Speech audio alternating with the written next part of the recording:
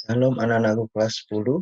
Kembali lagi kita belajar bersama ini kembali untuk melakukan pembelajaran dalam bentuk online karena kita tahu semuanya kita belum bisa belajar melalui sekolah seperti biasa kan situasi yang tidak mendukung. Tapi tidak mau mengurangi semangat kita untuk belajar lebih lagi. Ketahui kelas 10 kemarin kita sudah belajar mengenai ras, etnis, dan gender. Bagaimana hidup kita bukan hanya cuma berasal dari suku, tapi kita banyak di dunia ini.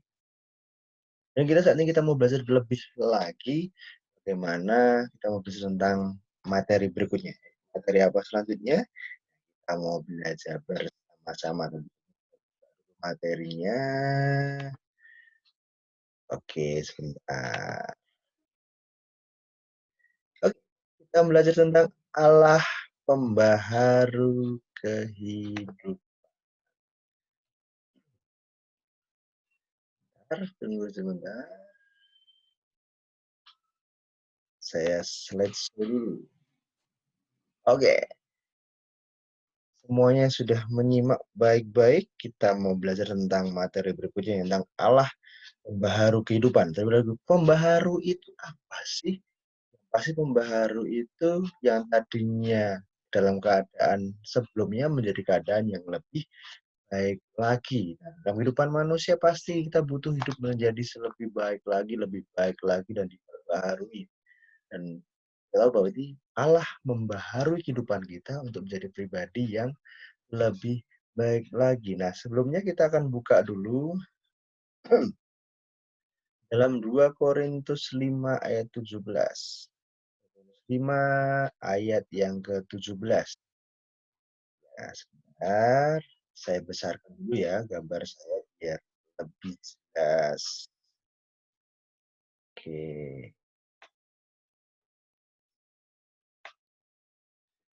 Oke, biar lebih kelihatan. Nah, 2 Korintus 5 ayat 17 saya bacakan. Dan kalian juga akan membuka Alkitabnya dan baca di rumah.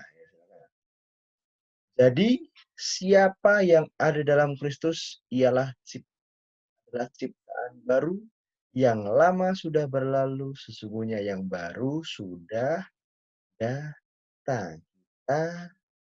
Siapa yang mengenal Yesus dan Kristus ada dalam dirinya, dia adalah ciptaan baru. Kalian semuanya adalah ciptaan baru, ya.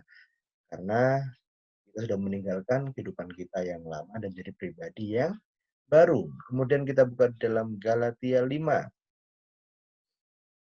Galatia 5 ayat yang ke-22 sampai 23.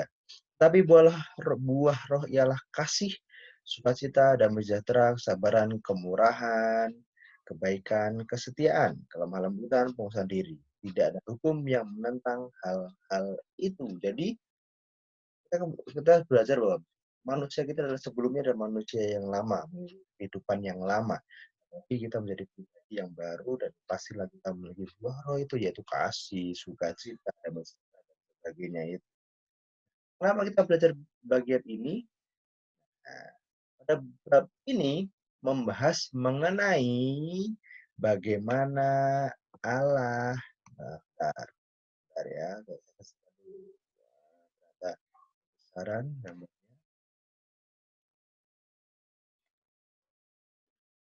Oke.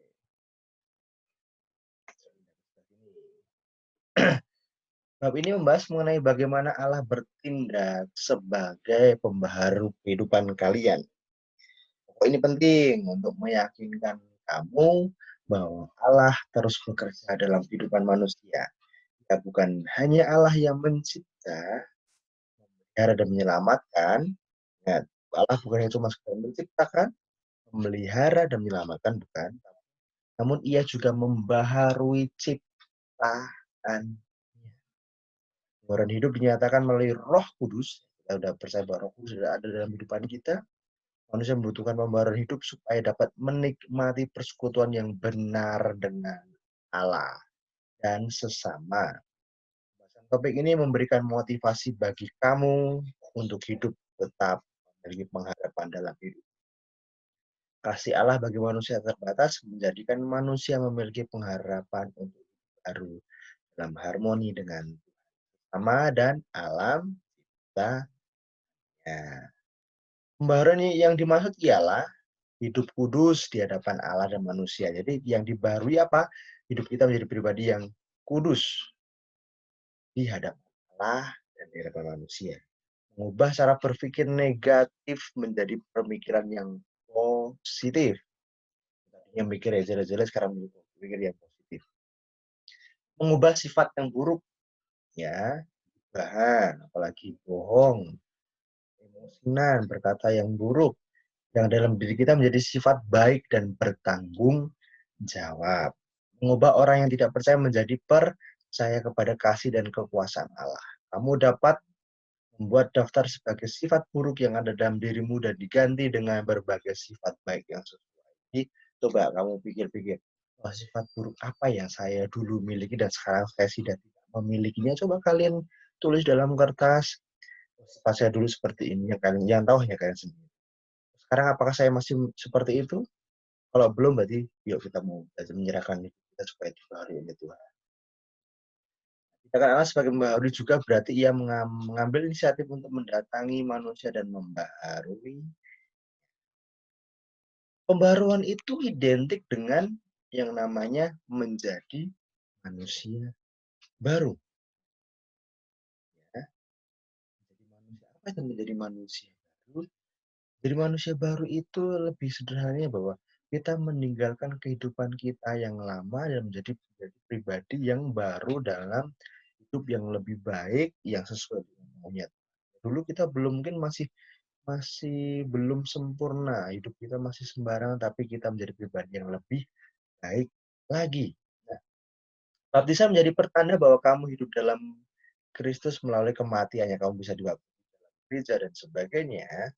Manusia lama yang takluk pada dosa telah digantikan oleh manusia baru. Kita dulu makhluk yang penuh dengan dosa, atau dalam dosa, tapi kita diganti oleh manusia yang baru yang hidup dalam Kristus. Menurut Nifrik dan Bulan, melalui baptisan, orang percaya telah dijadikan satu dengan Kristus. Dalam kematiannya, dan manusia lama telah dipakukan dalam salib, agar manusia menjadi bangkit bersama-sama di manusia baru. Dalam Roma 6 ya. Dan dengan itu tadi kita sudah bahas di 5:17. Jadi siapa yang ada dalam Kristus adalah ciptaan baru, yang lama sudah berlalu, sesungguhnya yang baru sudah. Nah, dari manusia baru, ingat semuanya. Coba investasi dalam kehidupan kalian, saat kalian menerima Yesus sebagai suri selamatmu, serahkan dirinya ke Roh Kudus masuk dalam hidupmu dan baharui hidupmu menjadi pribadi yang lebih baik. Jadi percaya sudah tidak lagi mengikuti kehidupan yang lama. Sifat-sifat yang lama itu jadi sekarang menjadi pribadi yang lebih baik lagi. Seperti itu. Nah, dampak dari pembaharuan Allah bagi orang percaya apa saja itu? Karena gini, sebelum Yesus naik ke surga, ia telah menjanjikan datangnya Roh Kudus yang akan mendampingi para rasul dan orang percaya supaya selalu dibimbing dalam kebenarannya. Itu dipenuhi pada hari Pentakosta. Sebentar lagi kita memperingati hari matinya Tuhan Yesus dan disalib dan bangkit. Kemudian setelah itu kita memperingati hari Pentakosta, turunnya Roh Kudus kepada para rasul dan orang-orang percaya. Jadi itu adalah pribadi Tuhan sendiri yang mengubahkan kehidupan kita menjadi pribadi yang selalu mengingatkan kita menjadi pribadi yang lebih baik dan lebih baik. Dampak dari kepercayaan Allah yang baru hidupmu melalui Roh Kudus yaitu ini ya. Pertama, apa yang harus kita miliki di sini? Dampaknya apa? Yakin bahwa Allah berkuasa atas hidupmu. Sekali lagi ya, biar semakin besar. Nah, yakin bahwa Allah berkuasa atas hidupmu. Yakin dulu itu dulu. Dan bahwa kekuasaannya tidak dibatasi oleh ruang dan waktu. Dan ini melahirkan pengharapan bahwa kamu pasti memiliki kehidupan yang lebih baik, membuat kamu mampu untuk mengubah semua sifat buruk yang ada dalam dirimu. Keraguan akan kuasa Allah menjadi percaya kepada Allah yang berkarya dalam roh. Yakinilah bahwa hidupmu dipenuhi oleh kuasa Roh Kudus. Hidupmu menjadi penuh dengan pengharapan. Hidupmu pasti lebih baik dari sebelumnya. Karena Tuhan tidak akan meninggalkan kamu dalam masa yang dulu.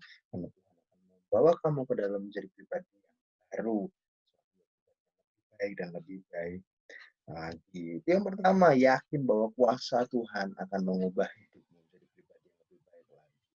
Dan yang kedua, yang ke B, kuasa Allah melalui Roh Kudus juga dapat membaharui cara berpikir dan bertindak kamu yang lebih banyak mengacu pada keinginan daging, jadi mengacu pada keinginan Roh Kudus sebagaimana dalam ya. Tadinya kamu terpacu pada keinginan daging. Apa itu keinginan daging? Semuanya dalam Galatia itu jelas sekali, banyak sekali. Nah, di Galatia 5 ayat yang ke-16. Hidup roh, maka kamu tidak menuruti keinginan daging. Sebab keinginan daging melawan dengan keinginan roh, dan keinginan roh berlawan dengan keinginan daging. Perbuatan daging seperti apa? Pencabulan, kecemaran dalam Galatia 5 ayat 19. Hubungan berhala, sihir, perseteruan, perselisihan, iri hati, amarah, kepentingan diri, percideraan, dan roh pemecah, kemudian kemabukan, pesta pora, dan sebagainya. Sesuatu yang berkaitan dengan keinginan daging yang berlawanan dengan keinginan roh. Sehingga bahwa kuasa Tuhan membaharui cara berpikir kalian, bertindak kalian, yang tadinya keinginan daging menjadi keinginan baik lagi. Seperti buah roh, apa tadi buah roh? Kasih, sukacita, damai sejahtera, kesabaran, kemurahan, kebaikan, kesetiaan, kelemah lembutan, dan penguasaan. Kita sudah memiliki problem, ayo kita baik lagi kepada Tuhan untuk lebih baik. Dan yang ketiga, kamu percaya bahwa Allah sedang bekerja dalam sejarah umat manusia. Dan itu tidak hanya membaharui, namun mentransformasi, memulihkan semua hubungan yang telah rusak oleh dosa, hubungan antara manusia dengan manusia dengan alam dan lingkungan. Hubunganmu dengan Tuhan seperti apa? Hubunganmu dengan manusia sama manusia seperti apa? Dengan alam ini, dengan lingkungan ini, buang sampah sembarangan. Gimana kita membaharui hubungan kita dengan lingkungan yang ada dalam hidup? Terus untuk hubungan antara manusia dengan alam, hubungan terjadi telah dirusak oleh manusia. Maka mengeksploitasi dan alam ini harusnya dibaharui. Sama sembarangan, menebang pohon sembarangan. Gunakan sumber daya alam dengan sebaik-baik. Hubungan manusia kita bisa sopan, bisa menghargai sesama, jangan mementingkan diri sendiri dan yang terakhir, jadi percaya bahwa manusia menjadi mitra Allah dalam mengubah wajah dunia yang terpengaruh oleh berbagai penindasan, kemiskinan, dan ketidakadilan menjadi dunia yang lebih berkeadilan, berani berkata benar dan membela kebenaran, tidak terhadap penderitaan orang lain. Baru hidupmu menjadi baru bagi masyarakat, kamu bisa menindas kemiskinan, ketidakadilan yang ada di Indonesia. Karena ketidakadilan itu sama-sama tidak menyenangkan sekali. Karena itu kita anak-anak remaja pemuda yang siswa-siswa berani yang lebih baik, yang mampu menjadi teladan, menjadi dampak baik bagi masyarakat. Demikian materi yang pertama yang kita bisa belajar. Kita nggak terlalu, setiap pertemuan kita jangan terlalu banyak membahas, yang penting kan paham dari bagian ini dulu, bagaimana kamu jadi pribadi yang manusia yang baru, dan dampak dari pembaharan itu apa saja. Jadi ada A, B, C, dan D. Kalian pelajari itu, dan ada tugas nanti yang kerjakan. Temuan berikutnya kita akan belajar dari pembaharan alam baru kehidupan manusia di dalam part yang kedua. Ini dalam masih part yang pertama. Dan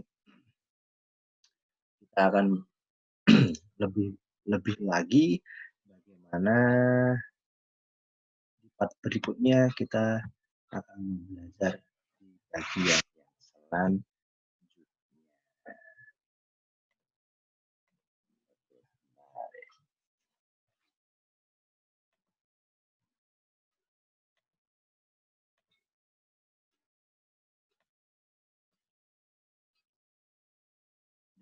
Selamat berjumpa kembali di pertemuan berikutnya dan Tuhan Yesus memberkati kita semua.